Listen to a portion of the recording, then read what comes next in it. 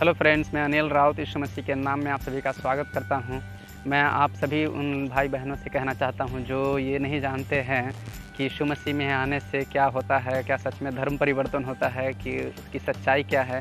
अगर आपको लगता है कि जो यीशु मसीह को मानते हैं, यीशु मसीह में आते हैं, वो लोग अपने धर्म को बदल कर ईसाई बन जाता है, तो आप सभी से मैं ये कहना चाहता हूँ, अगर ईश्वर को आप धर्म के नज़रिया से देखना चाहेंगे तो आप कभी भी ईश्वर को नहीं पहचान सकेंगे, सच्चे ईश्वर को। क्योंकि इस संसार में बहुत सारे ईश्वर कहलाते हैं, बहुत सारे प्रभु कहलाते हैं, बहुत सारे देवता कहलाते हैं, लेकिन सच्चा परमेश्वर एक ही है जो संसार को बनाया है, जिसने हमें और आपको बनाया है, जिसने हर एक के लिए अलग अलग सूरज नहीं बनाया है, जिसने हर एक के लिए अलग अलग चंद्रमा नहीं बनाया है, जिसने हर एक के लिए अलग अलग पृथ्वी नहीं बनाया है, बल्कि पृथ्वी भी एक ही है। आपका भी मांस और लहू का शरीर है, मेरा भी मांस और लहू का शरीर है। जो यीशु मसीह में आते हैं उनका भी मांस और लहू का शरीर है, जो यीशु मसीह को नहीं जानते हैं उनका भी मांस और लहू का शरीर ही है।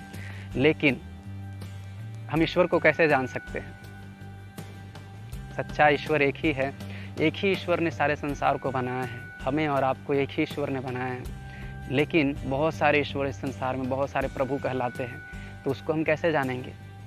अगर हम धर्म में फंसे रहेंगे और सोचेंगे मेरा ये धर्म है, मेरा ये धर्म है, तो आप कभी भी सच्चे ईश्वर को नहीं जान सकेंगे। कभी भी आप अपने सृजनहार परमेश्वर को कभी भी नहीं जान सकेंगे। आपको धर्म से बाहर निकलकर अपने हृदय में सोचना होगा कि परमेश्वर का स्वभाव कैसा है। हम परमेश्वर को स्वभाव के द्वारा जान सकते हैं प्यारो।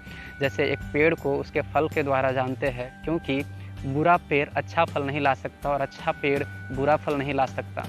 उसी तरह हम ईश्वर को भी स्वभाव के द्वारा जान सकते हैं। जैसे एक मनुष्य को हम उसके स्वभाव के द्वारा जानते हैं कि वो मनुष्य कैसा है, बुरा है कि अच्छा है, उसको हम स्वभाव के द्वारा जान सकते हैं। उसी तरह हम ईश्वर को भी उसके स्वभाव के द्वारा जान सकते हैं। अगर ईश्वर में झूठ बोलने की आदत हो, क्या वो ईश्वर हो सकता है? नहीं, क्योंकि ईश्वर पवित्र है। ईश्वर में अगर नशा करने की आदत हो, क्या वो ईश्वर हो सकता है? नहीं, क्योंकि ईश्वर पवित्र है। अगर ईश्वर में चुगली करने की आदत हो, क्या वो ईश्वर हो सकता है? नहीं, वो ईश्वर नहीं हो सकता है। अगर ईश्वर में व्यभिचार करने की आदत हो, क्या वो ईश्वर हो सकता है? नहीं। सच्चा ईश्वर पवित्र है और वो सच्चाई पे खड़ा रहता है, अडिग रहता है, वो पवित्रताई में अडिग रहता है। इसीलिए मेरे प्यारे भाइयों बहनों, हम अपने बुद्धि से तो समझ जाते हैं कि ये मनुष्य बुरा है और ये गलत है, इसका स्वभाव गलत है, इसका स्वभाव अच्छा है।